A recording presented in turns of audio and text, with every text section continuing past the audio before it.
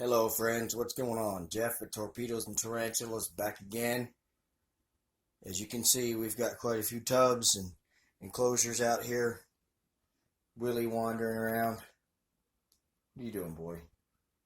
Get out of here, I don't need help with the video. Anyway, with this video I'm going to do some updates and then I'm going to do a rehouse and then I'm going to do probably a couple of feedings. So buckle your seatbelts, grab some popcorn, cold beer, soda, whatever your choice is, and get ready. Let's do this video. Okay guys, so first things first, I'm going to give you an update on the female jumping spider that I had with the egg sac. I checked on her checked on them a couple of days ago, and the babies were starting to emerge. And as you can see, those little specks right there in the rim of the tub are babies. They have been emerging for the last couple of days, and so that's really exciting. So now we've got some baby jumpers. They're so tiny though, I don't know what in the world I'm going to do as far as feeding them goes. Let me get the lid open, get back, and then we'll show you these little guys. Okay guys, so as you can see, there are quite a few little babies running around everywhere. I have got this tub inside a larger tub because these guys are quick and they are tiny, and when they want to move, they can move, but they are really starting to emerge, and there's lots of them in here. It's really cool. I'm so excited, but I'm kind of at the point now, I honestly don't know what in the world I'm going to do with them. Let me see if I can't get a macro lens on here and give you a look at a few of them. Okay guys, here we go. Checking out a few of our little baby jumpers. My macro lens is terrible, guys. I'm sorry about that. But anyway, they're all over the place, guys. I'm going to have so much fun trying to corral these little boogers back into this enclosure, but I'm so excited because I've got these little baby jumpers. Now I'd like to get them big enough to where I can put them out into the wild, into their home, without being prey for someone. This is so cool. Okay guys, that's all I'm going to do on that because I suck as a macro cameraman. Look at those cute little eyes. Sorry guys, shakiness and everything. Alright, that's the end of that update. Okay guys, and so next up we're going to do some feeder updates. These are the Bladder roaches that I hatched out, and I've got them in their own separate enclosure now, and I've got quite a few of them in there. Got a little bit of lettuce and some roach chow in there, and they're doing pretty well. There's quite a few of them in there, and I've still got one other Utica still in the incubation chamber, if that's what you want to call it. So I still got some more ready to hatch. Okay guys, let's go on to the crickets. And of course we have my crickets, which are growing quite rapidly.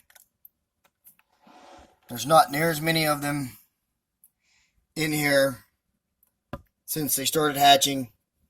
I don't know if they cannibalize each other or if just a lot of them in the first few days don't make it, but there's really only maybe a third or a quarter of what I hatched out. But again, the thing is, I only have 4 tarantulas. I really don't need a ton of feeders right now at this point, but I do help save myself some money by breeding my own feeders, so that really helps. Pretty simple setup. I took the egg crate out so that we could see them. Got a piece of romaine lettuce in there. Those and the roaches love the lettuce. And then I've got a little milk bottle lid with some roach chow in it and a little bottle cap with a sponge and some water. And they're doing really well. They're growing quite quickly, so they'll be ready to feed out pretty soon. Okay, guys, I think that's all of those updates, so let's get around to the tarantulas. Okay, guys, here's just a brief view of my golden blue leg baboon. It has been quite busy in its enclosure lately, the past couple of days, and as you can see, it has built its burrow up all the way up to the top, and it's kind of crammed itself up against the top of the lid here. And these enclosures are not the clearest, so I can't get the best view, but it has done quite a bit of work too. Oops, its tunnel and everything in the past couple of days, and as you can see, it's really excavated this entire corner so that we can see down in there now, so that the next time that it molts or something, I'll be able to see. Although it won't be a crystal clear view, I'll still be able to see. We're going to attempt to feed this one here in a little while. But before we do that, I thought I would just give you a brief update on my Chromatopelma cyanopubescens, Augie, juvenile male. He's still quite fat, and so I don't think that I'm going to feed him today, but I just wanted to kind of show in the last couple of days as well, he's been busy, and he's been doing a heck of a lot more webbing in here. And so I'm not sure what all that's about, but it's really cool. And last night I actually peeked in on him, and he had his face buried down in that water dish, and I actually sat there and watched him for 2 or 3 minutes take a drink. So I didn't get footage of it, but like Exotics Lair, did his video on Do Tarantulas Really Drink Water, and got video of it. Well, I did not, but I can confirm that they do. I've actually watched this guy take a drink a couple of times. So, alright guys, let's get around to the rehouse. Okay guys, so it has been 30 days since I got my Brachypelma hamore from Fear Not Tarantulas. So today the guarantee on it is over, and to be quite honest with you, I really did not like this enclosure in the first place. I felt that it was a bit large for this tarantula, and as you all know, it pretty much excavated this area underneath the cork bark, and it's just kind of stayed there since. I have not seen it out. So what I'm going to do is I'm going to rehouse it into a smaller enclosure. Excuse me. I'm going to use my old green bottle blue enclosure. I'm going to put it in there because it's a smaller enclosure, and hopefully it will be happier in there. So without any more delays, guys, let's go ahead and see if we can't get this little guy out. It's tiny, so I've got to be quite careful with getting it out of here, but it's right underneath this substrate and this cork bark here.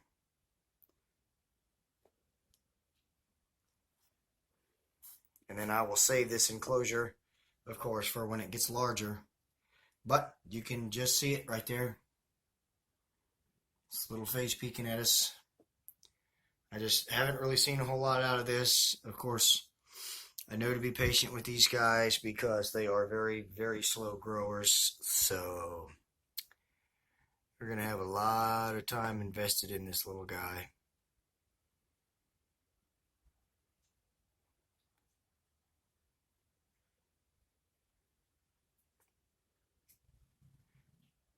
It is probably 1/2 to 3/4 of an inch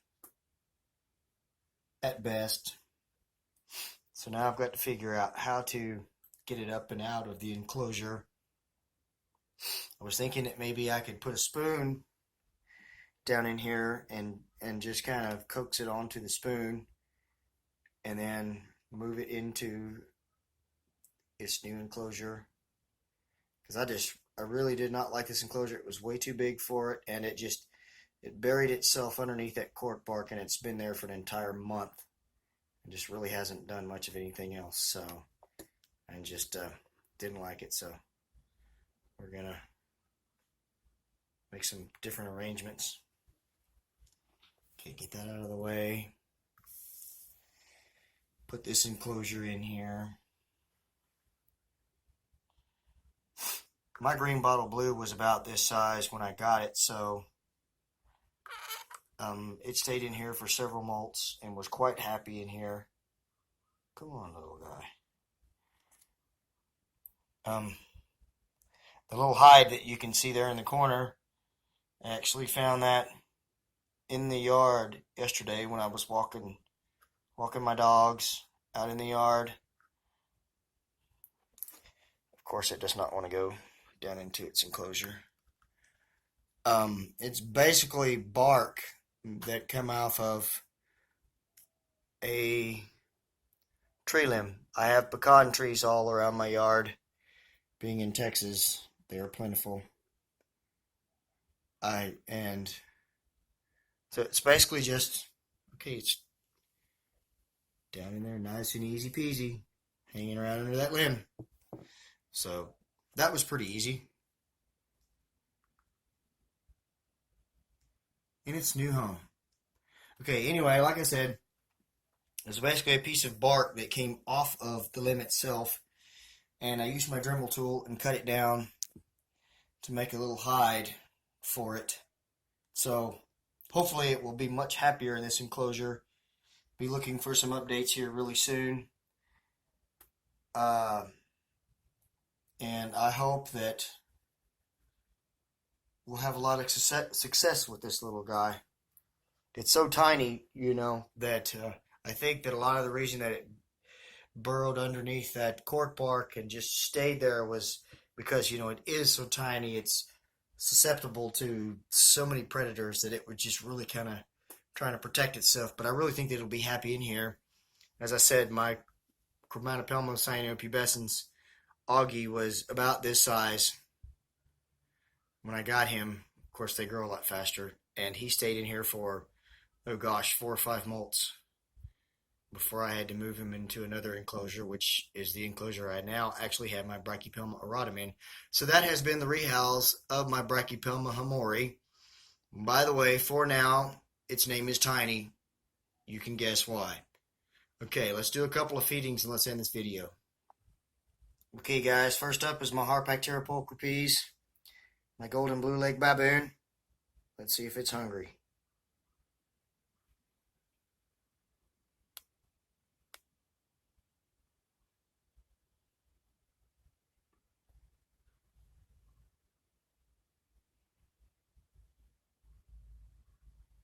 Such a beautiful tarantula. I want to give a really quick shout out to Martin from the Tarantula Cave in the UK. He did a pre-British Tarantula Show video the other day talking about how he was going to get some new tarantulas, and he asked his viewers to help him out on what he should get. And I suggested that he get a Harpactira pulchripes, and he commented back in the comments, "Funny you should say that," and I didn't make any other comments on it. And then he did a video the other day, and he actually got a pair, and he got them pretty inexpensively. And he gave me a bit of a shout out, so I'm just shouting out back. Martin, congratulations on your pair. What a beautiful animal.